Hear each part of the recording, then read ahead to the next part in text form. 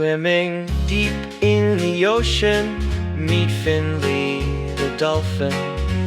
Always on the lookout for records that have been forgotten. From old advertising jingles and budget harmonies, Finley will share them all and dive into the mystery.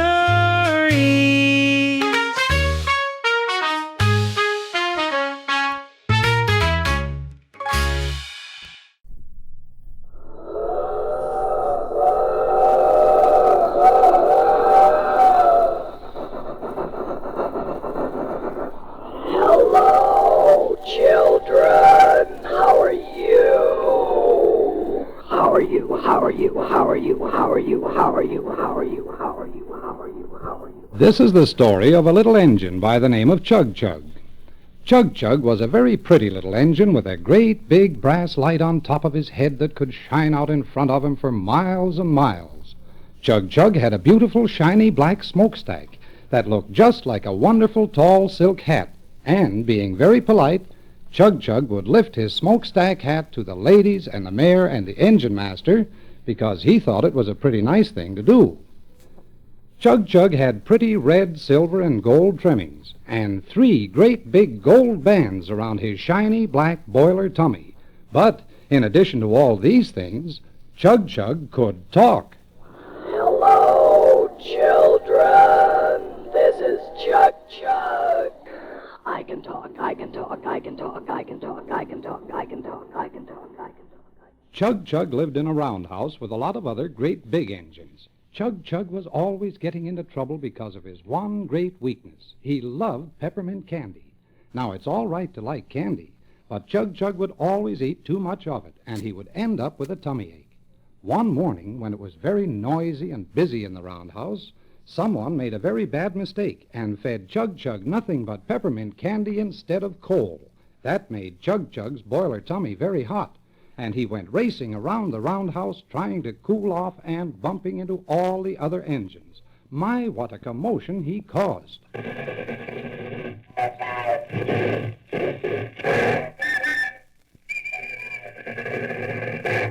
Then the engine master came in, very angry, and he shouted out, Stop it! Stop it! "You there, Chug-Chug.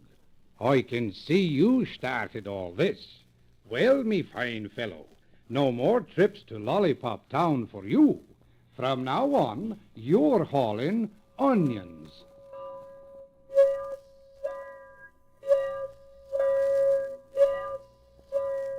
Oh, my, thought Chug-Chug. Onions. No more trips to Lollypop Town with chocolates and lollipops and licorice sticks. I have to carry onions. I like to eat onions, but they make everybody cry. I like to see people laugh. And that day, as he started hauling onions to the towns nearby, he warned everybody that he was coming. Onions! Look out! Onions!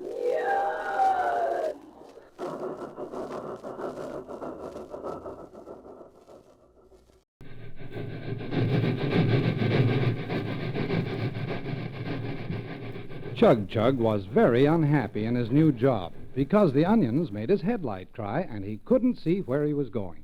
Oh, how he wished he could do something really wonderful so the engine master would forgive him and put him back on the run to Lollypop Town. Then, one day, about 3 Saturdays later, when all the big engines were out busy with their work, a special order came from Lollypop Town. It read like this: "Boys and girls going on a picnic. Candy all gone. Rush 1 trainload of candy immediately." That was a special order. So the engine master came to the roundhouse and he said, Chug-Chug, my boy, I'm going to give you another chance. Hitch yourself up to that trainload of candy outside and get it up to Lollypop Town immediately. Do a good job, and everything will be forgiven. Chug-Chug just couldn't help himself, and he cried out for joy. Oh, boy, here I go, here I go. Oh, boy, here I go, here I go. Oh, boy, here I go, here I go, here I go, here I go, here I go, here I go. Chug-Chug was soon out in the country, puffing through the pretty villages, lifting his smokestack hat to all of the ladies, and calling out to all of his little friends. Hello, George. Hello, Jane. Hello, Henry. My, but Chug-Chug was happy. The sun was shining, and his good friend, Mr. Wind, was blowing all sorts of delicious smells his way. But what was that especially delicious odor that Mr. Wind brought to him? Could it be peppermint candy? Chug-Chug sniffed. He sniffed again. Yes, it was peppermint candy. Oh, how delicious. But where in the world was the odor coming from? Chug-Chug turned his headlight round as far as he could.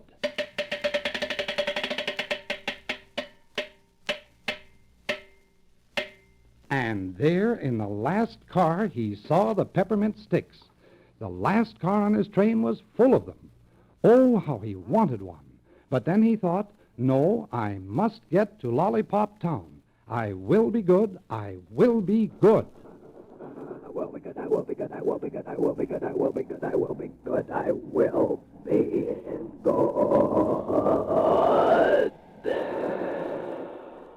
But the temptation was too much. He must have a peppermint stick. But how could he get one? He couldn't reach clear back to the last car on the train. His arms weren't long enough. Then he thought, I know how I can get one of those peppermint sticks.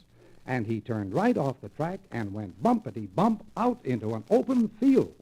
When Chug-Chug got out into that open field, he started going round and round, chasing his own tail, just like a little puppy dog, and biting every now and then at the peppermint sticks in the last car that were just out of his reach. It was the funniest thing that you've ever seen.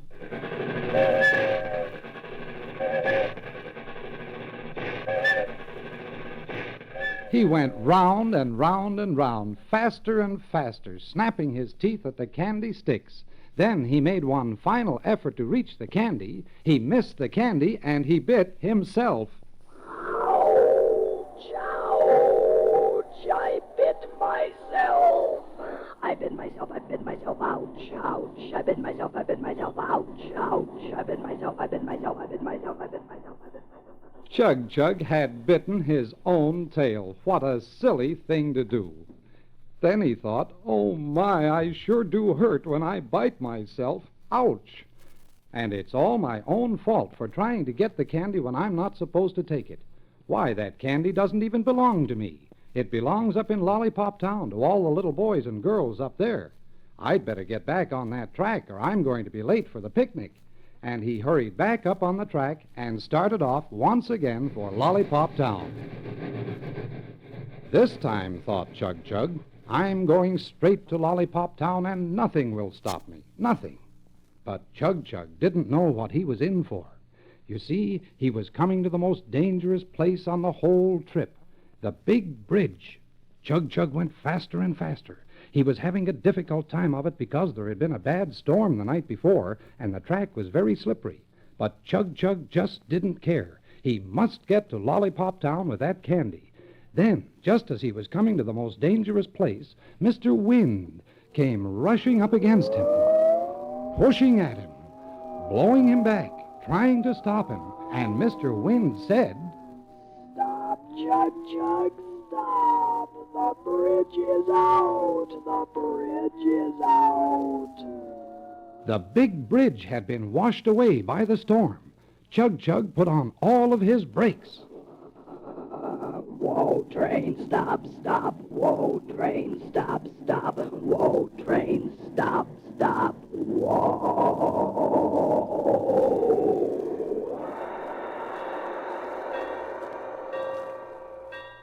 And he came to a stop right on the edge of the river. A few more feet, and he would have plunged in. My, thought Chug-Chug, that was close. What if I had gone into the river? But now, how am I ever going to get across? Chug-Chug stood on the edge of the river, wondering how he was ever going to get across. He wasn't very good at jumping, but that was the only way that he could get over the river. He stood there, scratching his headlight, trying to figure it out, when the wind came back, and Mr. Wind said, I'll push you. I'll push you. I'll push you. Chug-Chug thought that was a grand idea. With him going full steam ahead, and Mr. Wind pushing hard as he could, he just might be able to jump across the river. He needed a good head start before he made the jump, so he backed up about a mile down the track, and he got himself all set. He stomped his wheels to make sure they were on tight. He set his headlights straight, hunched his back, blew a cloud of smoke out of his hat, and said, All aboard, let's go! All aboard. Let's go. Let's go. And he was off down the track for the big jump. Mr. Wind pushed from behind, and Chug-Chug went faster and faster, and the wind blew harder and harder. And they came closer and closer to the edge of the river, with Chug-Chug saying over and over, I can make it, I can make it, I can make it, I can make it, I can make it, I can make it, I can make it. and pretty soon they were at the edge of the river, and Chug-Chug was flying through the air. Will he make it? Will he make it? Will he make it? Hooray! I made it! I made it! He made it. The little train flew right over the river. Hooray! Hooray! Then Mr. Wind came back, and Mr. Wind said, Nice work, Chug-Chug. Nice work. and Chug-Chug, being very polite, lifted his smokestack hat and thanked Mr. Wind. Thank you, Mr. Wind. Thank you. Chug-Chug had jumped all the way over the river, and he hadn't even broken a chocolate drop nor squashed a marshmallow on the whole trip. He was very happy, but he quickly pulled himself together and hurried on to Lollypop Town. He arrived there just in time for the picnic, and the Lord Mayor of Lollypop Town presented a great big gold medal to the brave little engine that had so valiantly done his duty. Chug-Chug thanked everyone, bowed to the Lord Mayor, lifted his smokestack hat, and then, taking another road back to the roundhouse, said goodbye to all of his friends.